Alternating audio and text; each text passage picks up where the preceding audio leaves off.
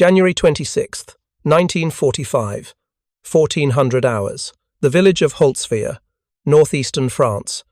Second Lieutenant Audie Murphy stood in a shallow foxhole at the edge of a snow-covered field, watching 6 German Panzer tanks roll toward his position. Behind them, 250 Wehrmacht infantry in white winter camouflage advanced across the frozen ground like ghosts. Murphy was 19 years old, 5'5", 112 pounds when he enlisted. He commanded Company B, 15th Infantry Regiment, 3rd Infantry Division, 40 men. That was all he had left. If you're enjoying this deep dive into the story, hit the subscribe button and let us know in the comments from where in the world you are watching from today. 3 days earlier, his company had numbered 128 soldiers. Now, after 72 hours of brutal combat in the Colmar pocket, most were dead or wounded. All the other officers were gone. Murphy was alone at his command post with a field telephone, a carbine, and a decision that would define the rest of his life. The German tanks were 800 yards out and closing. Murphy picked up the field telephone and called battalion headquarters. His voice was calm, almost matter-of-fact. 6 tanks, 250 infantry. They're coming straight at us. The battalion commander asked if he could hold. Murphy looked at his men scattered in defensive positions along the tree line behind him. Exhausted, low on ammunition, no anti-tank weapons capable of stopping German armour. He knew the answer before he spoke. "Fall back to the woods," he ordered his men. "I'll cover you." The German artillery barrage hit first. Shells screamed overhead and exploded in the frozen earth, throwing up geysers of dirt and snow. Murphy pressed himself against the side of his foxhole, feeling the concussive waves slam into his chest. The barrage lasted 10 minutes. Then, silence. Murphy raised his head and saw the tanks rolling forward again. Closer now. 600 yards, 500. Behind them, the German infantry moved in coordinated waves, using the tanks as mobile cover. Murphy's position sat astride a narrow dirt road that cut through the Bois de Riedwehr forest. If the Germans took that road, they would punch straight through to American headquarters and threaten the entire 3rd Division's position. Murphy understood what was at stake. This wasn't just about 40 men in a forest. This was about holding ground that mattered. 2 American tank destroyers sat on the road behind Murphy's position. M10 Wolverines, thinly armoured, open-topped. 90mm guns that were supposed to stop German tanks. Supposed to. At 400 yards, the tank destroyers opened fire. Murphy watched the shells hit the lead German tank. Direct hits. The rounds bounced off the armour like stones thrown at a brick wall. The German tanks were Panthers, 50 tons of steel, sloped frontal armour, designed to deflect shells. The American 90mm guns were useless. The German tanks kept advancing. At 300 yards, one of the German tanks traversed its turret and fired. The 88mm shell hit the rear tank destroyer dead center. The armour pierced like paper. The explosion killed the commander and gunner instantly. The surviving crew scrambled out and ran for the woods. Murphy watched them go. He didn't blame them. The second tank destroyer sat 20 yards behind Murphy's foxhole, still firing, still hitting, still doing no damage. Murphy could hear the tank's crew shouting to each other, panic edging into their voices. They knew what was coming. The German tanks were 200 yards away now, close enough that Murphy could see the infantry moving between them. Wehrmacht regulars, not SS, not fanatics, just soldiers doing their job. Professional, disciplined. Advancing under the cover of armour that American weapons could not kill, Murphy emptied his carbine magazine at the nearest infantryman. 15 rounds, 30 caliber, effective range maybe 200 yards. He saw 2 Germans drop. The rest kept coming. He reloaded, fired again.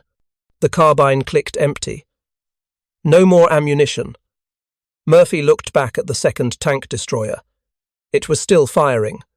The crew was still trying. But the German tanks were spreading out now. Flanking. Surrounding. In maybe 90 seconds, they would overrun Murphy's position, then the American lines, then headquarters. Murphy made a decision. He later said he didn't think about it. Didn't weigh options. Didn't calculate odds. He just moved. The German tanks fired again. The shell hit the second tank destroyer. Not a killing shot, not a penetration. But the fuel tank ruptured. Flames erupted from the engine compartment. Thick black smoke poured into the winter sky. The crew bailed out. 5 men running for the trees. Murphy ran toward the burning vehicle. One of his men, a private named Latier, Tipton, later described what he saw. Murphy sprinting across open ground, German machine guns tracking him, bullets kicking up snow around his feet, Murphy reaching the tank destroyer, climbing onto it. The vehicle was burning. Not an inferno. Not yet. But the flames were spreading. Ammunition inside. High explosive rounds. The tank could detonate at any moment. Everyone watching knew that. Murphy knew it. He climbed on anyway. On top of the turret sat a Browning .50 caliber machine gun. M2HB. Belt-fed. 600 rounds per minute. Effective range over a mile. The gun was still loaded. The Germans were 150 yards away and closing. Murphy grabbed the .50 cal and opened fire. The sound was like tearing fabric. A long, ripping burst that echoed across the snow-covered field. Murphy had learned to shoot on the hardscrabble farms of Hunt County, Texas. Born June 20th, 1924, or maybe 1925. Even Murphy wasn't sure. His family were sharecroppers, the poorest of the poor. His father, Emmett, drifted in and out of their lives and finally abandoned them when Murphy was 11. His mother, Josie, tried to hold the family together. 12 children. Most didn't survive to adulthood. Murphy dropped out of school in 5th grade, not because he was stupid. He was smart, sharp, quick with numbers, but the family needed money. $1 per day. That's what Murphy earned, picking cotton, ploughing fields, doing whatever farm work he could find. When he wasn't working, he hunted. Squirrels, rabbits, birds. Small game to feed his younger siblings. He became an excellent shot. Had to be. His neighbour Dial Henley once commented that Murphy never missed what he shot at. Murphy's reply was simple. Well, Dial, if I don't hit what I shoot at, my family won't eat today. His mother died in May 1941. Murphy was 16. With no money and no options, he placed his 3 youngest siblings in an orphanage. He promised himself he would reclaim them after the war. The war. Pearl Harbor happened 7 months later. Murphy tried to enlist in the Marines. They rejected him. Too small, too young. He tried the paratroopers. Rejected again. The Army finally accepted him in June 1942. He was 17. 5'5", 112 pounds. The recruiting sergeant looked at him skeptically but took him anyway. They needed bodies. Murphy shipped out to North Africa in January 1943. He thought war would be glamorous. He had heard his uncle's stories about World War I, adventure, glory, heroism. 10 seconds after the first shot was fired at me by an enemy soldier, combat was no longer glamorous, Murphy later wrote, but it was important because all of a sudden I wanted very much to stay alive. He discovered he was good at war, not because he liked killing, he hated it, but because he understood that survival required action. Fear was always there, twisting his insides, making his hands shake. But Murphy learned to function through fear, to move when movement was required, to shoot when shooting was needed. If you find this story engaging, please take a moment to subscribe and enable notifications. It helps us continue producing in-depth content like this. Sicily, Salerno, Anzio, southern France. Murphy fought through them all. He won medals, Distinguished Service Cross at Montélimar, Silver Stars, Bronze Stars. His company commander offered him a battlefield commission. Murphy refused at first. He was a sergeant. He liked being a sergeant. Officers got killed more often. But eventually he accepted. Second lieutenant, still barely 19 years old, still undersized. Still the kid from Texas who picked cotton for $1 a day. Now commanding men in combat against the German army. And now, on January 26, 1945, standing on a burning tank destroyer, firing a .50 caliber machine gun at 250 German infantry. Murphy fired in short bursts, 3 to 5 seconds. Traverse left, fire. Traverse right, fire. The .50 cal had been designed for anti-aircraft work. Against infantry, it was devastating. The half-inch bullets tore through winter uniforms, through flesh, through bone.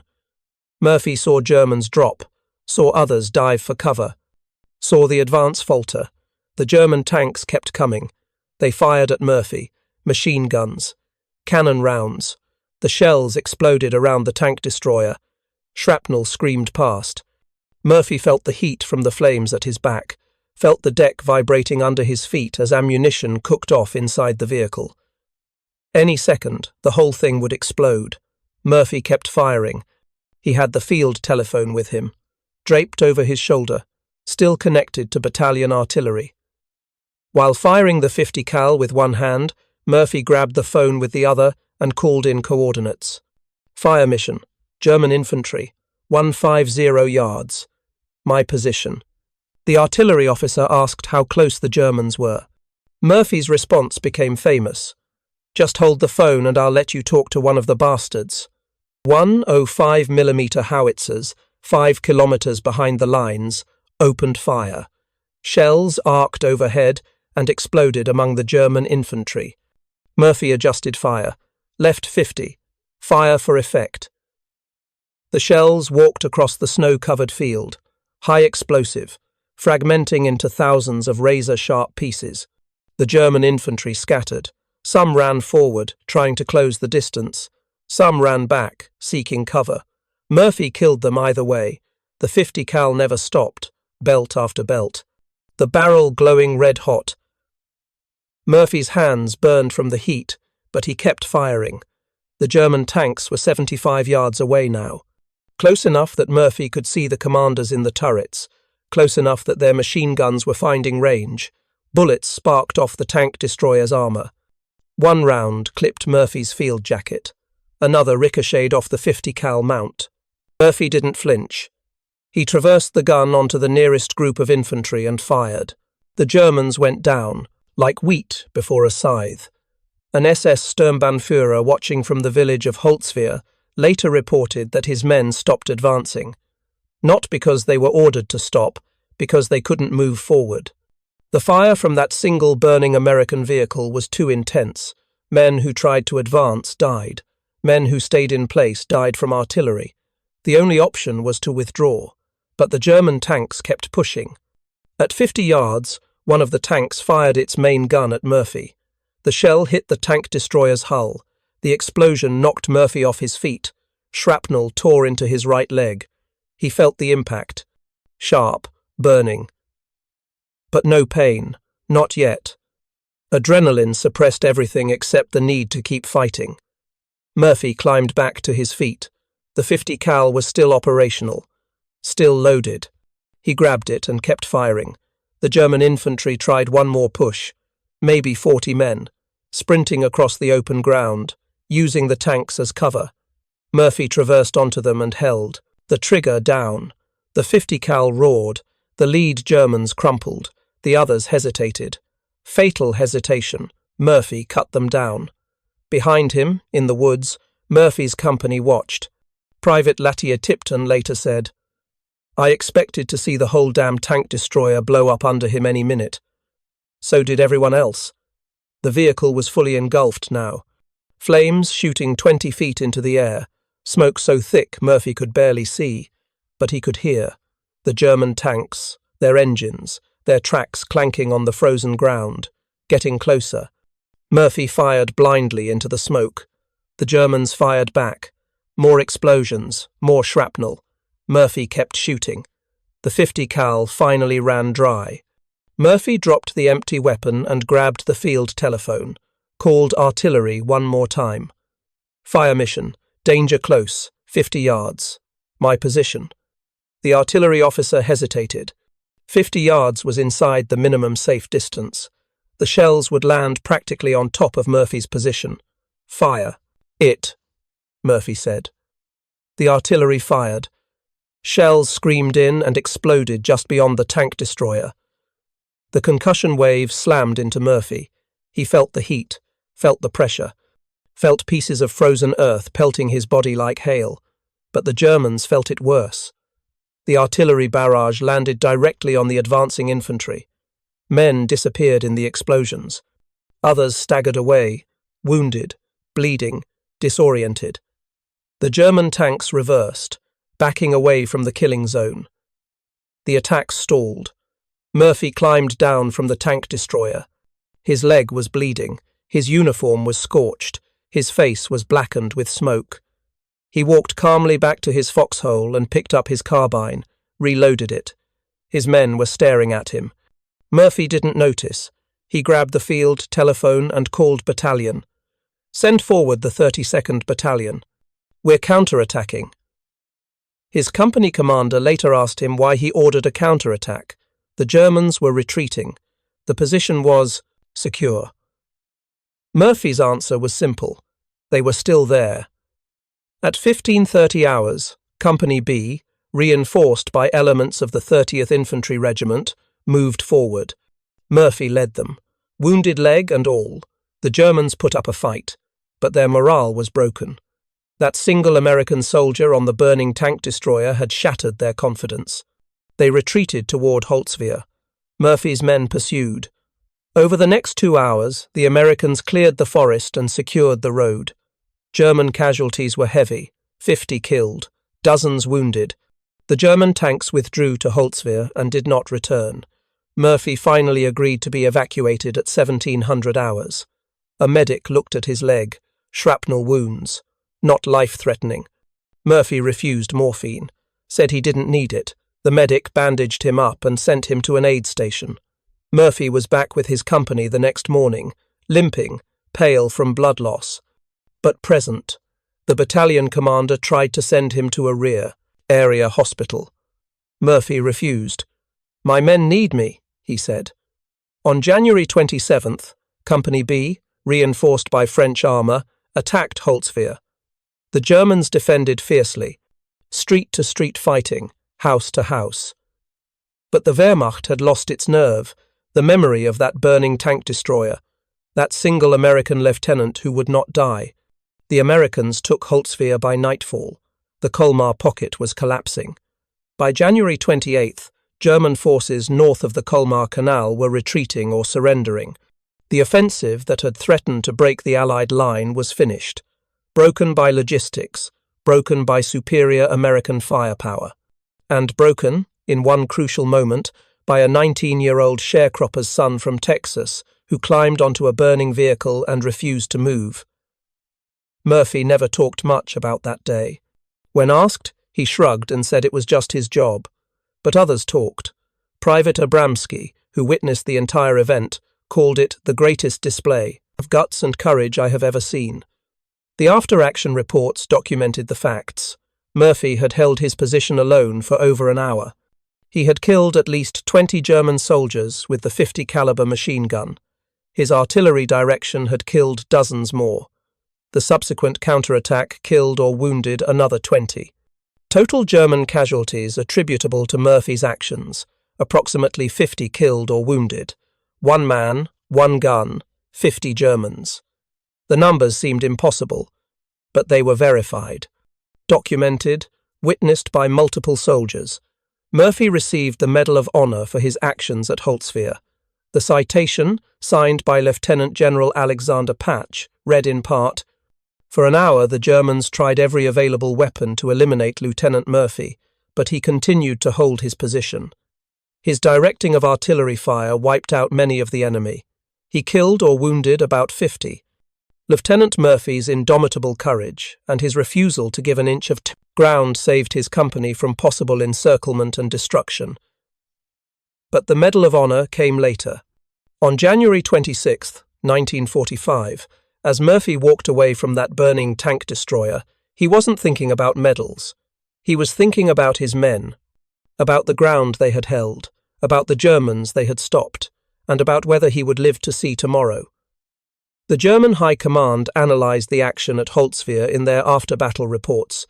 They identified multiple factors in the failure of the counterattack: inadequate infantry armour coordination, effective American artillery, difficult terrain. But one factor appeared repeatedly in German accounts: the unexpected resistance from a single American position, one officer, one machine gun, that should have been overrun in minutes but held for over an hour. The Germans could not explain it. How could one man, standing on a burning vehicle, visible from all sides, vulnerable to tank fire and infantry, assault, survive that long? How could he keep fighting when any rational soldier would have withdrawn? The answer lay not in tactics or training or technology. It lay in something the German reports could not quantify. It lay in a Texas cotton field where a 5-year-old boy learned that if you don't work, you don't eat. It lay in the hardscrabble farms where a teenager hunted squirrels because his family needed food. It lay in the orphanage where Murphy placed his siblings, promising himself he would bring them home after the war. It lay in the fundamental understanding that some things matter more than survival, and that sometimes the only way to survive is to stand and fight when any sane person would run. Murphy had learned those lessons young, learned them in poverty, learned them in hunger, learned them in the brutal mathematics of existence where failure meant death, not metaphorical death, actual death. His siblings starving, his family destroyed. By January 1945, Murphy had been fighting for 2 years. North Africa, Sicily, Italy, France. He had watched friends die, had killed Germans by the dozens, had been wounded twice before Holzwihr. The war had stripped away everything soft about him, left only the core, and the core was iron. Not because Murphy was naturally brave, he wasn't. He was terrified most of the time. But he had learned early that fear doesn't matter, only action matters. You either move or you die, and Murphy had spent his entire childhood learning to move when movement was required. So on January 26th, when the German tanks rolled toward his position, Murphy didn't think about heroics, didn't think about glory, didn't think about medals or citations or after-action reports. He thought about his job: hold the road, protect his men, stop the Germans. Everything else was noise. The burning tank destroyer was just a tool. The 50 caliber machine gun was just a weapon. The Germans were just targets. Murphy reduced everything to its simplest form: point, shoot, kill. Repeat until they stop coming, and if you die doing it, at least you die holding your ground. That wasn't courage.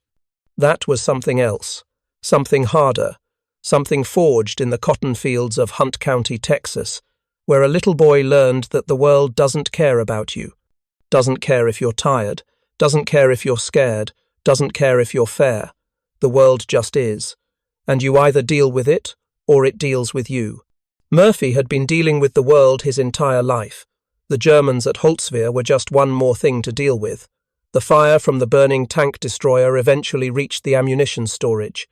At 1800 hours, 6 hours after Murphy climbed down, the vehicle exploded, a massive detonation that threw burning debris 300 yards. If Murphy had stayed on the tank for even a few more minutes, he would have been vaporized. But he hadn't stayed. He had done what was needed and withdrawn when the job was finished. Survival through action. The lesson of his childhood applied to war. By nightfall on January 26th, Company B had counted its casualties: 4 dead, 8 wounded. Against 250 attacking Germans, that was a miracle. Murphy's Medal of Honor citation called it indomitable courage. His men called it something else. They called it Murphy, as in, Murphy saved our asses again. The Germans called it nothing. They didn't talk about Holzwihr much. It was an embarrassment. An entire reinforced company stopped by one American soldier on a burning tank destroyer. That wasn't supposed to happen. German tactical doctrine emphasized combined arms warfare, infantry, armor, artillery. All coordinated, overwhelming force applied at the decisive point. But at Holzwihr, it hadn't worked. And the reason it hadn't worked was standing on a burning American vehicle, firing a .50 caliber machine gun like he had all day. The German analysis of the Holzwihr failure reached Wehrmacht headquarters within days. Staff officers pored over the reports, examined the casualty figures, studied the terrain, tried to understand what went wrong. The conclusions were sobering. American artillery had been devastating, accurate, responsive. The German infantry had been caught in the open with no cover. But that wasn't the whole story. The reports mentioned the tank destroyer, the lone American position that refused to fall, one officer, one machine gun, holding against an entire company. The German analysts tried to rationalize it. Perhaps the American had reinforcements they couldn't see. Perhaps there were multiple machine gun positions. Perhaps the smoke and confusion created an illusion of strength where there was only one man. But the soldiers who fought at Holzwihr knew better. They had seen him, one American, standing on a burning vehicle, firing continuously, never stopping, never withdrawing, never showing any sign of fear or hesitation. Some of the German veterans, men who had fought in Russia, men who had seen the worst combat of the war, said they had never seen anything like it. The Russians fought with fanatical courage sometimes, mass human wave attacks, commissars shooting their own men to prevent retreat. But that was different. That was ideological fervor backed by terror. This American at Holzwihr was something else. Calm, methodical, precise. He wasn't charging forward screaming. He was standing still, picking targets, killing efficiently. Like it was a job. Which, to Murphy, it was. The American military recognized what Murphy had done immediately. But recognition took time. Medals required paperwork, witness statements, documentation, verification. The Medal of Honor was the nation's highest military decoration. It couldn't be awarded lightly. Lieutenant Colonel Keith Ware, Murphy's battalion commander, began the process within days. He gathered statements from everyone who witnessed the action: Private Abramsky, Private Tipton, the artillery observers who coordinated fire with Murphy, the tank destroyer crews who abandoned their vehicle before Murphy climbed on it. Every statement said the same thing. Murphy had held alone, for over an hour, against impossible odds, killed or wounded approximately 50 German soldiers, saved Company B from encirclement. The paperwork moved up the chain of command. Regiment, division, corps, army. Each level reviewed the evidence, confirmed the facts, added their endorsements. By March 1945, the Medal of Honor recommendation reached Washington. The War Department approved it in April. On June 2, 1945, 25 days after Germany surrendered, Lieutenant General Alexander Patch presented the Medal of Honor to First Lieutenant Audie Murphy at an airfield near Werfen, Austria. Murphy stood at attention while Patch read the citation. Behind him, what remained of Company B stood in formation. They had fought from Sicily to Austria, through 2 years of continuous combat. Most of the men who started with Murphy were dead or wounded. Replacements filled the ranks now. Young soldiers who had heard the stories but hadn't been there. Murphy accepted the medal, saluted, shook hands with General Patch. The ceremony lasted 15 minutes. Photographers took pictures. Murphy in his Class A uniform, the Medal of Honor around his neck, 30 other decorations on his chest. At 20 years old, Murphy was the most decorated American soldier of World War II. Distinguished Service Cross, 2 Silver Stars, 3 Purple Hearts, 2 Bronze Stars for Valor, Legion of Merit. The list went on. France awarded him the Croix de Guerre with Palm. Belgium awarded him the Croix de Guerre. Every major combat award for valor available from the United States Army. Murphy wore them all. But when asked later which decoration meant the most, He pointed to the combat infantryman badge, the small silver rifle on a blue bar. "That's the one that matters," he said. "That means you were there, in the dirt, with the other guys. Everything else is just paperwork." Murphy's war ended in May 1945. Company B was in Austria when Germany surrendered. The men celebrated, got drunk, fired their weapons into the air. Murphy didn't celebrate. He sat alone in his tent, cleaning his rifle. One of his men asked him why he wasn't celebrating. Murphy said, "I'm too tired to celebrate." He was 20 years old. He had been in combat for 2 years. He had killed 240 German soldiers. Official count, documented kills. The actual number was probably higher. Murphy had led men in dozens of engagements, watched friends die, been wounded 3 times. Now it was over. Germany had surrendered. The war in Europe was finished. Murphy should have felt relief, joy, something. He felt nothing. "Existence had taken on the quality of a dream," Murphy later wrote, "in which I am detached from all that is present." Combat had changed him, not in obvious ways. He wasn't shell-shocked, wasn't catatonic, wasn't unable to function. He functioned fine, too fine. He had learned to suppress everything: fear, anger, grief, all the emotions that interfered with survival. He had buried them so deep he couldn't find them anymore, even when the war ended, even when he should have felt something. The army sent Murphy home in June 1945. He arrived in New York to a hero's welcome, ticker-tape parade. Thousands of people cheering, reporters shoving microphones in his face. Everyone wanted to know about the war, about his medals, about what it felt like to be a hero. Murphy gave them the answers they wanted, said the right things, smiled for the cameras. But inside, he felt hollow. The crowds made him nervous. Too many people, too much noise. He kept scanning for threats, exits, cover, habits from combat that didn't shut off just because he was home. Texas gave him an even bigger welcome. An estimated 300,000 people turned out for his homecoming parade in San Antonio. 300,000. Murphy had grown up in poverty, in a sharecropper's shack that leaked when it rained. Now the governor of Texas was shaking his hand. Movie stars wanted to meet him.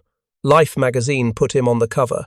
James Cagney, one of Hollywood's biggest stars, saw Murphy's picture and invited him to California, offered to help him become an actor.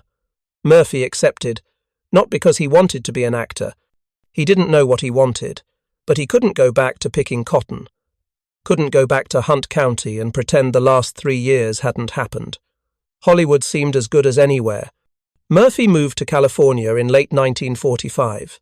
Cagney arranged acting lessons, got him a performance contract with his production company, introduced him to directors and producers. Murphy was a terrible actor at first, stiff, wooden, uncomfortable in front of the camera. But he was photogenic. The camera loved his face, high cheekbones, clear blue eyes, boyish features that concealed the hardness underneath, and he was famous, the most decorated American soldier of World War II. Studios wanted that. They thought they could make money off Murphy's fame. They were right. Murphy's first major film role came in 1951, The Red Badge of Courage, directed by John Huston, based on Stephen Crane's novel about the Civil War. Murphy played a young soldier dealing with fear and courage. It wasn't hard to act. He had lived it. The film received critical acclaim. Murphy's performance was praised as authentic, raw, because it was. Murphy wasn't acting. He was remembering. After Red Badge of Courage, Murphy became a movie star. He made 44 films over the next 20 years, mostly westerns, cowboys and gunfighters and men who solved problems with violence. The roles suited him. Murphy moved well on screen, natural with weapons, comfortable with physical action. He became one of the top box office draws of the 1950s. But success came with a price. Murphy struggled with what doctors would later call post-traumatic stress disorder. In the 1940s and 50s, they called it battle fatigue. shell shock, combat exhaustion. Whatever the name, the symptoms were the same. Nightmares, insomnia, hypervigilance, sudden rages, depression. Murphy slept with a loaded pistol under his pillow, would wake up at night reaching for it. His wife learned not to touch him when he was sleeping. He might wake up swinging, thinking he was back in combat. Murphy self-medicated, alcohol, sleeping pills, anything to quiet the memories. It didn't work. Nothing worked. The war stayed with him. Every day, every night. One image in particular haunted him. During the Normandy campaign, Murphy shot a German soldier who was carrying a flamethrower. Shot him through the head with his rifle from 300 yards. The German was young, probably Murphy's age. He dropped instantly. His helmet flew off. Murphy watched him fall. That moment stayed with him for the rest of his life. He had nightmares about it. Saw that German's face. Wondered who he was. If he had a family, if anyone mourned him. Murphy killed 240 Germans during the war. But that one haunted him. Maybe because Murphy saw his face clearly. Maybe because the kill was so precise, so clinical. One shot, one death, no chaos, no confusion. Just Murphy and that German and the bullet that connected them. In 1949, Murphy wrote his autobiography, To Hell and Back. It became a bestseller. Millions of copies sold. Readers wanted to know about the war, about combat, about what it was really like, Murphy told them. But he didn't tell them everything. He wrote about the battles, the fear, the exhaustion. But he didn't write about the nightmares, about waking up at 3 a.m. soaked in sweat, about the flashbacks, about looking at his children and feeling nothing because combat had burned out his ability to feel. That wasn't in the book. That would have been too honest. In 1955, Universal Pictures adapted To Hell and Back into a film. Murphy played himself. It was surreal, recreating the battles he had fought, standing on a mock-up of the burning tank destroyer at Holzwehr, pretending to shoot Germans who were really actors in Wehrmacht uniforms. Murphy later said making that film was one of the hardest things he ever did. Harder than the actual battles, because in the real battles, he didn't have time to think, to remember, to process what was happening. He just acted, survived, moved on. But making the film forced him to relive it all, slowly, scene by scene, with full awareness of what he was recreating.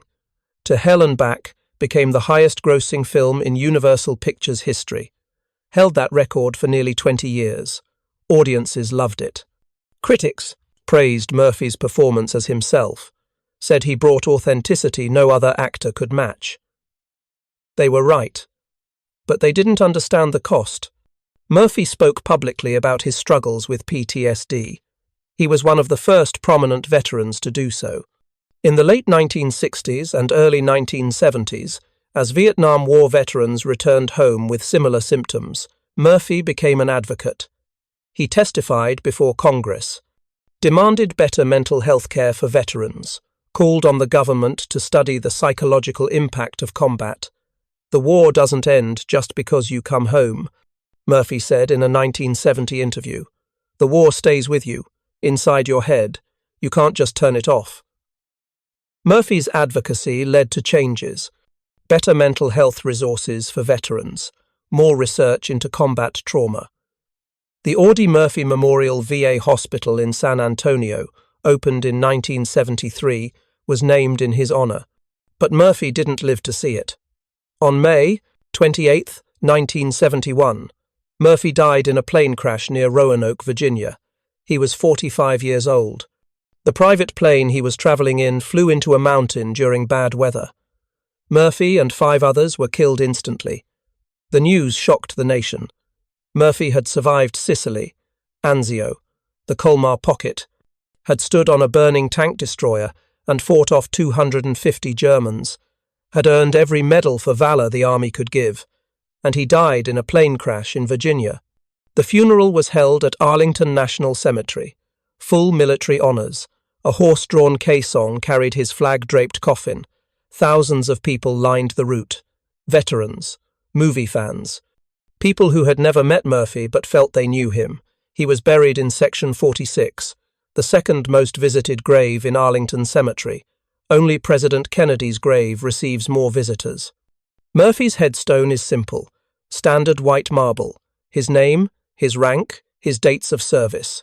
No mention of his medals, no list of his accomplishments, just another soldier's grave among thousands, which is probably how Murphy would have wanted it. He never liked the attention, never felt comfortable being called a hero. When asked about his Medal of Honor, Murphy always said the same thing. "I was just doing my job. The real heroes are the ones who didn't come back." Murphy meant that. He carried guilt about surviving, about coming home when so many others didn't. Why him? Why did he live when better men died? He never found a satisfactory answer. Combat is random. Bullets don't care about courage or character. You live or die based on variables you can't control. Murphy knew that intellectually, but emotionally he never accepted it. The survivors carry the weight of the dead. Murphy carried that weight his entire life. The German soldiers who fought at Holzwehr remembered that day differently than Murphy did. For Murphy, it was one action among many, terrible, intense, but not unique. He had fought dozens of similar battles. For the Germans, Holzwehr was the moment they knew the war was lost. Not intellectually. They had known Germany was losing for months, maybe years. But Holzwehr was the moment they felt it, understood it in their bones. One American soldier had stopped an entire company, held ground that should have been overrun in minutes. Killed 50 Germans without flinching, without hesitating, without showing any sign of doubt or fear.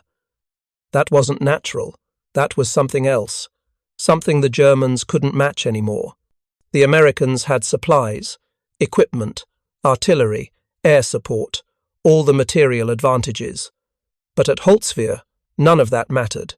It was one man, one gun, and the absolute refusal to give up. The German veterans recognized what that meant.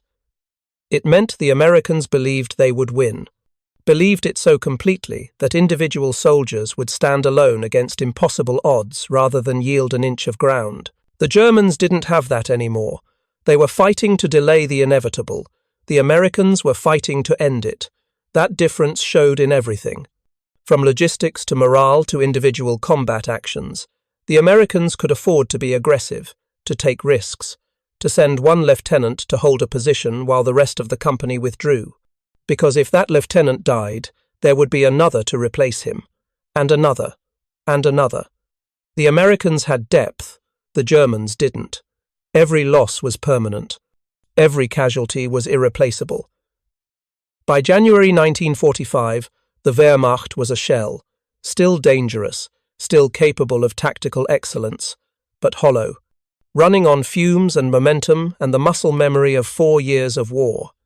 At Holzwehr, that wasn't enough. Murphy's action at Holzwehr became legendary, but it was just one moment in a war full of such moments. Other American soldiers performed similar acts of courage. Other Medal of Honor recipients held impossible positions, stopped enemy attacks, saved their units through individual action. Murphy's story stood out because he survived, because he was photogenic, because he became famous. But thousands of American soldiers died performing equally brave acts. Their stories were lost. No movie deals, no best-selling memoirs, just names on casualty lists, graves in military cemeteries. Murphy knew this, felt guilty about it. Why did his bravery get rewarded with fame and fortune while others who did the same thing got a folded flag and a telegram to their families? The answer was luck, random chance. Murphy happened to be in the right place at the right time with the right witnesses and survived to tell the story. Others didn't. That's not fair, but war isn't fair. Murphy understood that better than most. The legacy of Holzwehr extended beyond Murphy. It became a teaching example. Military academies studied the action, analyzed Murphy's decisions, the tactical situation, the use of combined arms, the importance of individual initiative. But the lesson wasn't about tactics. The lesson was about will. Murphy held because he decided to hold, not because he had superior training or equipment or support. He held because quitting wasn't an option. That's not something you can teach. That's not something you can train into soldiers. That comes from somewhere deeper, from childhood, from the fundamental formation of character. Murphy learned to fight on the farms of Hunt County, Texas, not with guns, with poverty, with hunger, with the brutal reality of existence where weakness meant death. By the time Murphy reached Holtzwihr, he had been fighting his entire life. The Germans were just the latest enemy. The burning tank destroyer was just the latest obstacle. Murphy did what he always did: survived, adapted, overcame, because that's all he knew how to do. The modern American military recognizes Murphy's legacy. The Sergeant Audie Murphy Club, established in 1986, honors non-commissioned officers who demonstrate exceptional leadership and professional competence. The Audie Murphy Award goes to the top enlisted soldier in each unit. Murphy's name has become synonymous with courage. But Murphy himself would have rejected that characterization. He didn't think he was courageous. He thought he was scared, terrified most of the time. The courage wasn't in not feeling fear. The courage was in acting despite fear, moving when every instinct said stay still, standing when every nerve screamed run. Murphy mastered that, not because he was naturally brave, but because he understood that fear is just information. It tells you danger exists. It doesn't tell you what to do about it. Murphy decided what to do, and what he decided, again and again, was to close with the enemy and destroy them, not because he was bloodthirsty, not because he enjoyed killing, but because that was his job. And Murphy had learned early that you do your job, no matter what. No matter how hard, no matter how scared you are, you do your job. The sharecropper's ethic applied to war. At Holtzwihr, Murphy's job was to hold the road, so he held it, on a burning tank destroyer, under fire from 3 sides, wounded, alone, for over an hour, because that was his job. Everything else was just details. The 50 German soldiers killed or wounded at Holtzwihr were sons, brothers, fathers, husbands. They had families, homes, lives they wanted to return to. Murphy knew that. He wasn't killing abstract enemies. He was killing men, real men, with hopes and fears and dreams. But at Holtzwihr, in that moment, they were also trying to kill him, trying to kill his men, trying to break the American line. Murphy couldn't allow that, so he killed them, efficiently, without hesitation, without mercy. War reduced everything to its simplest form: us or them. Murphy chose us, over and over, 240 times, each one documented, each one witnessed, each one a life. Ended because Murphy was faster or smarter or luckier. Murphy carried those deaths with him. All 240, plus the uncounted others. The Germans he killed with artillery. The Germans killed by his grenades. The Germans who died in battles Murphy fought. He remembered them, not individually. He couldn't. There were too many. But collectively, as a weight, a burden, the price of survival. Murphy paid that price. Lived with it for 26 years after the war ended. Some veterans said the guilt faded with time. Murphy said it didn't. It just changed. Became part of the landscape of his mind. Always there, like the nightmares, like the flashbacks, like the hypervigilance that never completely went away. Combat doesn't end when the shooting stops. Combat changes you permanently, rewires your brain, teaches you lessons that can't be unlearned. Murphy learned those lessons thoroughly. He learned that humans are fragile, that death comes quickly and randomly, that courage is doing what's necessary despite overwhelming fear. That survival often depends on split-second decisions made with incomplete information, that the difference between life and death is sometimes just inches, or seconds, or luck. At Holtzwihr, Murphy learned one more lesson, that sometimes one person can make a difference, not a symbolic difference, not a moral difference. An actual, tactical, measurable difference. One man with one gun held a position that changed the outcome of a battle, that saved dozens of American lives, that contributed, in some small way, to winning a war. Murphy never claimed his action at Holzwihr was decisive. He knew better. Wars aren't won by individual heroics. Wars are won by logistics. Production, the ability to field armies and supply them and sustain them over years of fighting. The United States won World War II because it outproduced Germany, outsupplied Germany, outsustained Germany. Murphy's action at Holzwihr didn't change that strategic reality, but it illustrated it. Murphy could stand on that burning tank destroyer and fight for an hour because he knew reinforcements were coming, knew artillery would support him, knew that if he died, another officer would take his place. The Germans attacking him knew the opposite. They knew they had no reserves, no replacements, no artillery support beyond what was immediately available. They knew they were fighting a losing battle in a losing war. That knowledge affected their combat effectiveness. Murphy fought with the confidence of inevitable victory. The Germans fought with the desperation of inevitable defeat. That psychological difference mattered as much as any material advantage. At Holzwihr, Murphy embodied American confidence. He didn't fight like a man trying to survive. He fought like a man trying to win. That distinction is everything in combat. Soldiers who fight to survive are cautious, defensive, reactive. Soldiers who fight to win are aggressive, offensive, proactive. Murphy was aggressive. From the moment he climbed on that tank destroyer, he seized the initiative. The Germans were reacting to him, not the other way around. That's how you win battles. Murphy understood this instinctively. He didn't think about it, didn't analyze it. He just acted, moved, fought, because that's what winners do. They don't wait for the perfect moment. They create it. Thank you for watching. For more detailed historical breakdowns, check out the other videos on your screen now, and don't forget to subscribe.